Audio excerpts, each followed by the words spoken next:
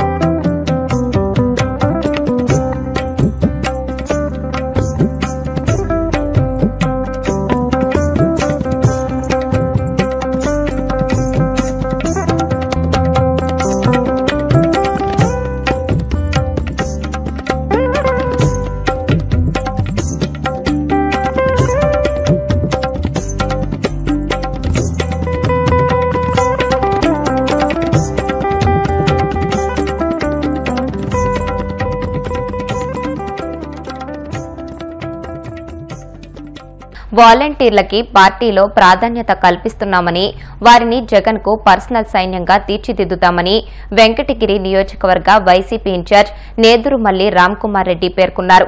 నాయకులకు వాలంటీర్లకు మధ్య గ్యాప్ ఉంటే దాన్ని తొలగిస్తామన్నారు. నెల్లూరులో ఆయన మీడియాతో మాట్లాడుతూ కూటమి ప్రభుత్వం ఏర్పాటయ్యాక రాష్ట్రంలో అరాచకాలు ఎక్కువయ్యాయని, నో స్కీమ్స్ ఓన్లీ స్కామ్స్ అంటున్నట్లుగా పాలన ఉందని ఎద్దేవా చేశారు. వెంకటగిరి నియోజకవర్గంలో అక్రమాలు తారాస్థాయికి చేరాయని, ఇసుక అక్రమ రవాణా యథేచ్ఛగా జరుగుతుందని అన్నారు. ప్రభుత్వం ఉందా, పాలన సాగుతుందా అనే అనుమానం ప్రజల్లో కలుగుతుందని ఆయన వ్యాఖ్యానించారు. మైన్స్ ఉన్న ప్రతి ఒక్కరిని, అఫీషియల్ మైన్స్ ఉన్న ప్రతి ఒక్కరిని బెదిరించి 50% వాటా మాకు కావాలి. ఎలా తీసుకుంటారు 50% వాటా?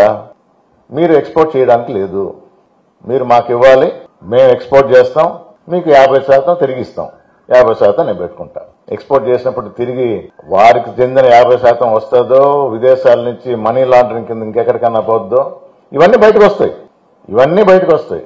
ఈ రోజు చాలా తెలివైన వాళ్ళం, మమ్మల్ని ఎవరు పట్టుకోలేరు, ఇల్లీగల్ మైనింగ్ చేస్తాం. ఇల్లీగల్ మైనింగ్ అంటే ఏంటి?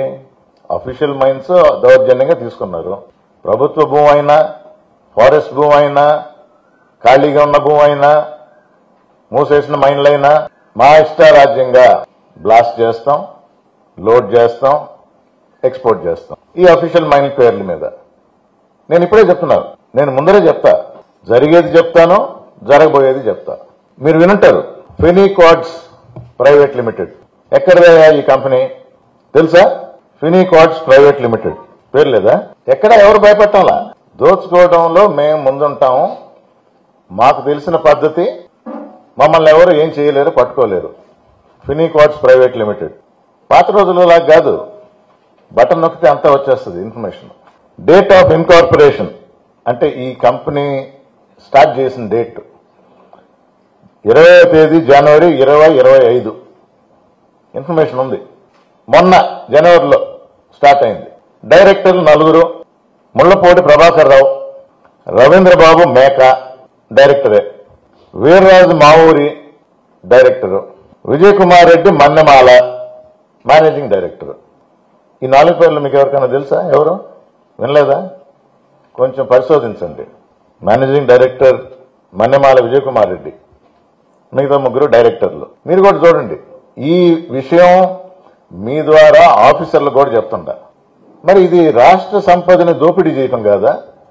సంపదను సృష్టిస్తానంటే ఎవరి కోసం? అంటే మీ ఖజానా నింపుకోవడానిక? ఎక్కడ సృష్టిస్తున్నారు? ఎవరి కోసం సృష్టిస్తున్నారు? ప్రజల్ని ఎలా మభ్య పెడుతున్నారు? మరి అందుకే పథకాలు లేవు.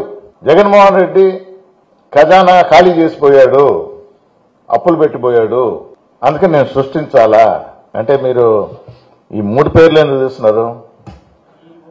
మండలంలో ఉన్న క్వారీలు అన్నిట్లోనూ ఇల్లీగల్ గా జరుగుతుంది. ఇల్లీగల్ గా మూసేసిన క్వారీల్లో గానీ, గవర్నమెంట్ ల్యాండ్ లో గానీ, ఫారెస్ట్ ల్యాండ్ లో గానీ ఇల్లీగల్ గా జరుగుతుంది. అసలు బరి తెగించి ఇల్లీగల్ కాదు, లీగల్ గా ఉన్న మైన్స్ నే హ్యాండ్ ఓవర్ చేసుకున్నారు. అదే కదా నేను చెప్పింది. ఫినీ క్వార్ట్స్ ఒక్కటే ఎక్స్పోర్ట్ చేస్తుంది. అఫీషియల్ గా ఉన్న మైన్స్ ను కూడా ఇల్లీగల్ గా లాక్కున్నారు. ఎవరైనా పట్టుకోండి, అధికారులు చేయాల్సిన పని అధికారులు చేస్తే సంతోషం. వీళ్ళైతే వాళ్ళైతే నేను మీకు ఇన్ఫర్మేషన్ ఇచ్చిన ఎక్స్పోర్ట్ చేసేది ఫినీ క్వార్ట్స్. ఓ 6 రోజులు చూడండి, మీరు ఆ ఇన్ఫర్మేషన్ తీయగలిగితే ఓకే, లేకపోతే నేనే మీకు ఇస్తా. ఫినీ క్వార్ట్స్ కంపెనీ ఫార్మ్ అయిన తర్వాత ఎవరెవరు ఎంతెంత ఎక్స్పోర్ట్ చేశారు, కొత్తగా పుట్టిన ఈ కంపెనీ ఎంత ఎక్స్పోర్ట్ చేస్తుంది, క్లియర్ గా తెలిసిపోద్ది కదా. శుక్రవారం రాత్రి గోవాలోని షిర్గావ్లో శ్రీలైరాయ్ జాతర సందర్భంగా జరిగిన తొక్కిసలాట్లో 7 మరణించగా 30 మందికి పైగా గాయపడ్డారు. గాయపడిన వారిని చికిత్స కోసం గోవా మెడికల్ కాలేజీ మపుసాలోని ఉత్తర గోవా జిల్లా ఆసుపత్రిలో చేర్చారు. ఈ సంఘటన తర్వాత గోవా ముఖ్యమంత్రి ప్రమోద్ సావంత్ ఉత్తర గోవా జిల్లా ఆసుపత్రిని సందర్శించి పరిస్థితిని సమీక్షించారు. అంతకుముందు ఆయన బిచోలిం ఆసుపత్రిని కూడా సందర్శించారు. बायला बिला पडली जाणटे दोन आसले दोन पडले आनी लोणो गेला थंय 50 लोकांचो आनी हांगा 3 जाण बसलेले तेंचेर उदक वतयले आई उदक वतयले सगळीं कितें जालें आमचे पिवपाचें उदक आसलें तें वतयले आमी तेंचे जाम जाले ते काळो गेलो तेंच्या दोळ्याचो सामको. జ్యోతిర్లింగ క్షేత్రం కేదార్నాథ్ ఆలయానికి భక్తులు పోటెత్తారు. శుక్రవారం ఒక్కరోజే రికార్డు స్థాయిలో 30,000 మందికి పైగా మంజునాథుని దర్శించుకున్నారు. చార్ధామ్ యాత్రలో భాగంగా శుక్రవారం ఉదయం 7 గంటలకు వేద మంత్రోచ్చరణతో కేదార్నాథుని ఆలయ తలుపులు తెరుచుకున్నాయి. సాయంత్రం 7 గంటల వరకు అధికారిక గణాంకార ప్రకారం 30,000 మందికి పైగా భక్తులు దర్శించుకున్నారు. ఇందులో 19,196 మంది పురుషులు ఉండగా 10,597 మంది మహిళలు, 361 మంది ఇతరులు ఉన్నారని అధికారులు వెల్లడించారు. పరమేశ్వరుడి పవిత్ర ఆలయాలైన 12 జ్యోతిర్లింగాల్లో కేదార్నాథ్ ఆలయం ఒకటి. ప్రతి ఏటా దేశంలోని వివిధ ప్రాంతాల నుంచి లక్షల మంది భక్తులు కేదార్నాథ్ కు చేరుకుని పరమేశ్వరుని దర్శించుకుని ప్రత్యేక పూజలు చేస్తుంటారు.